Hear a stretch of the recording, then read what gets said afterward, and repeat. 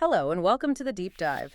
Today we're tackling something many of you know well, that feeling, understanding English fine, but then struggling to actually speak it. Yes, it's a really common problem, isn't it? You Yeah, can watch things, follow along okay, but when it's your turn to talk, it feels like your mind just goes blank. totally blank.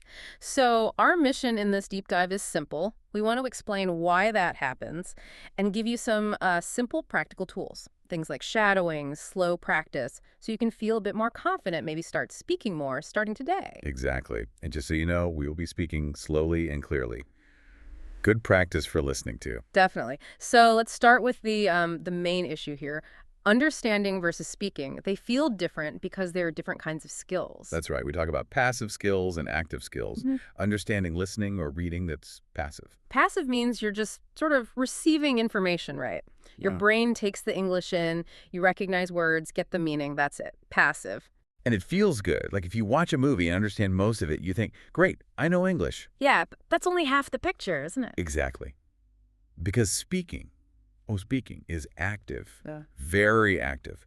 Your brain has to do, well, many difficult things all at the same time. Like what? Well, you have to think of the right words first, then put them in order, make a sentence, then use your mouth, your tongue, make the right sounds, and do it all fast in conversation time. You.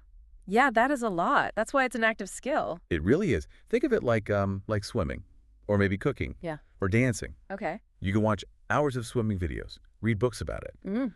but you won't learn to swim until you actually get in the water and do it. Right. You can read recipes all day, but that doesn't make you a chef. You need to cook. Precisely. Yeah. And it's the same with speaking English. If you mostly read, listen, study grammar, you're training the passive side. To get better at speaking, you absolutely have to use your voice, train the active side. Okay, so it's about doing. Makes sense. So let's get practical. We've got 6 simple tips to help you, the listener, move from just understanding to actually speaking. And we should start with maybe the biggest hurdle, that mental block. Yes, let's. Tip number 1, don't wait for perfect grammar. Just don't. Oh, this is a big one. The fear, right? People wait because they think, my grammar must be perfect first. I don't want to make mistakes. Exactly. But the truth is, you don't need perfect grammar. Not for communication. Hmm. You just need to be clear. Can the other person understand what you mean? If they can understand you, then your English is working. It is. Think about a simple example like, yesterday I go to the park. Okay, grammar's not perfect there. Went is correct. Right, it's imperfect, but is the meaning clear? Yeah, totally clear. I know you went to the park yesterday. Exactly. The goal is connection, understanding, not grammar perfection, especially at the start. Okay, but what if, the grammar is messy and maybe the sounds are a bit off? Pronunciation, won't people still get confused? That's a fair question. Mm-hmm. But usually if it's just one grammar mistake or one sound that's not quite right, people can usually understand from the context. Yeah. The situation helps. But if you stay silent because you're scared, then communication is zero. Nothing happens. Ah, okay. So making a mistake is better than saying nothing. Much better. We have a phrase for this.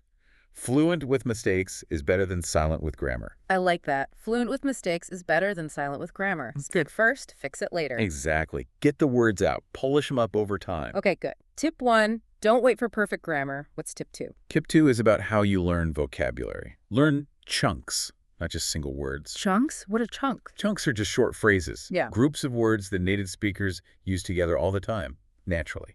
Okay, give me an example. Well, instead of just learning the word busy, Yeah. learn the whole chunk. I'm a bit busy right now. Ah, okay. I'm a bit busy right now. That's a chunk. Yes. Or things like, I'll get back to you, or that sounds great, or what do you mean? These are all chunks. Got it.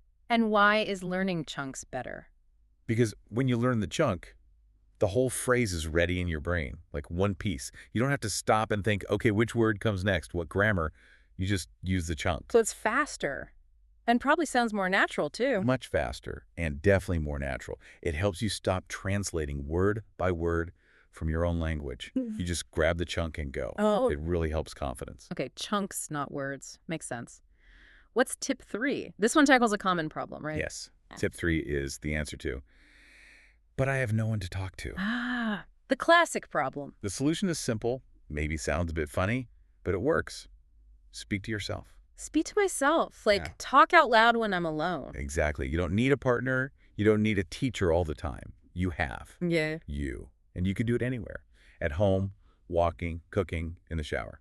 Okay, but what do I say? Just talk about anything. Pretty much. Describe what you're doing. Simple things. Okay, I'm making coffee now. Or I need to find my keys. Or you can narrate your day. Today I went. Or even practice short dialogues. Play both sides. Like ordering a coffee. Hello, can I? Yes. What size? Perfect. Exactly like that. Yeah. That key thing is you're using English Yeah. actively. It trains your brain to find words, make sentences, but without any stress or fear of judgment. And it probably helps you start thinking in English more instead of translating. Yes, that's a huge benefit. It builds that habit. All right, good tips. Don't wait for perfection. Learn chunks. Speak to yourself. Now, I think it's time we actually do some active practice together. Yes, let's do it. We're going to do a short shadowing exercise now. Okay, explain shadowing quickly. What should the listener do? Shadowing is simple. You listen carefully to a sentence, then you repeat it out loud. Try to copy the sound, the rhythm, the feeling. Use your voice. That's the important part. Got it. Listen, then repeat out loud during the pause. We'll make the pauses quite long. Ready, everyone? I'll say the first few sentences. Listen, then repeat. I understand English, but speaking is difficult. Pause for 6 seconds. I will practice every day. Pause for 6 seconds. Shadowing helps me speak better. Pause for 6 seconds. I'm not afraid to make mistakes. Pause for 6 seconds. Okay, great job. You actually spoke. That's progress. Now my turn. A few more sentences for you. Listen carefully and repeat in the pause. Speaking slowly is okay. Pause for 6 seconds. I learn better when I practice with deep dives. Pause for 6 seconds. Step by step, I will improve. Pause for 7 seconds. Fantastic. That felt good, actually, doing it. That was active practice right there. Okay, let's move on. We have 3 more tips. Tip number 4 uses something very modern. Yes. Tip 4. Use AI, artificial intelligence. Tools like ChatGPT or Pi or Copilot. Ah, the chatbots. How can they help with speaking? Well, think about it. An AI is always available. 24/7, it never gets tired.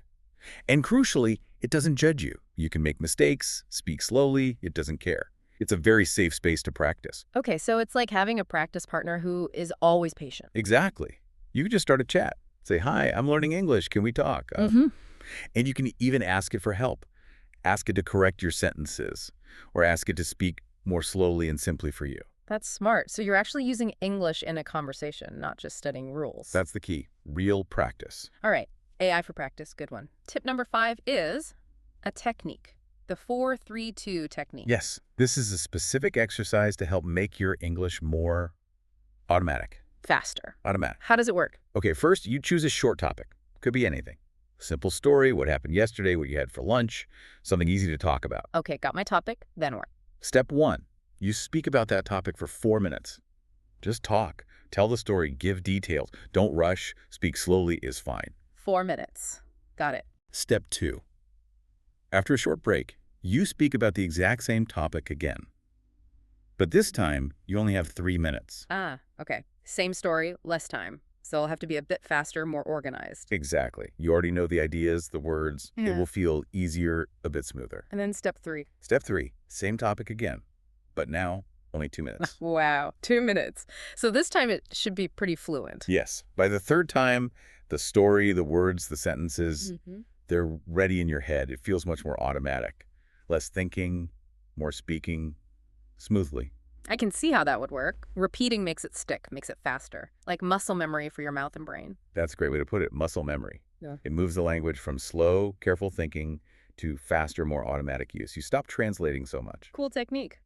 4-3-2. Okay, we're on to our last tip. Tip number 6. This one seems to be about flexibility. Yes, it's about taking something simple you already know and learning to play with it, change it quickly. Tip 6. Use one sentence in many different ways. Okay, how does that work? Start with a really basic sentence. For example, I went to the store. Simple, right? Yeah. I went to the store. Now, the practice is to change it quickly. Add detail. I went to the store yesterday. Or, I went to the store to buy some bread. Okay, adding details. Or, change the feeling, the context. I went to the store, but guess what? It was closed. Or, I was happy because I went to the store. Changing the emotion or situation. Got it. Or, change the grammar, the time, the person. I have just been to the store. She went to the store. We will go to the store tomorrow. Ah, so you're practicing making quick changes like you have to do in a real conversation. Exactly. This isn't about memorizing one perfect sentence. It's about creating English, Mm. bending it, shaping it. It trains your brain to be flexible, fast. And that flexibility is really, really important for actual fluency. Wow, okay. That's a powerful practice too, taking one simple thing and exploring all its possibilities. It really builds that quick thinking skill you need. So let's just quickly recap those 6 tips. 1, don't wait for perfect grammar, just start speaking. 2, learn chunks, those useful phrases, not just single words. 3, speak to yourself. Use the time you have alone. 4, use AI tools like ChatGPT for safe, patient practice. 5, try the 4-3-2 technique to build automatic speaking. And 6, practice flexibility by changing one simple sentence in many ways. Great list. So what's the big takeaway for everyone listening? I think the main thing to remember is that core idea. Speaking is an active skill, a physical skill almost, like learning to ride a bike. You can understand the theory, but you only get better by doing it, using your voice. So you have to practice actively. Use these tips. Use your voice every single day, even if it's just for a few minutes. Yes, and be patient. It takes time. You already understand so much English, which is fantastic. Now it's about connecting that understanding to your mouth, training them to work together smoothly. Use the shadowing practice in this deep dive too. Come back and do it again. Definitely. Repetition helps. So please don't give up. You absolutely can speak English. Just take it step by step. Thanks so much for joining us for this deep dive today. Keep practicing and come back for more. Bye for now.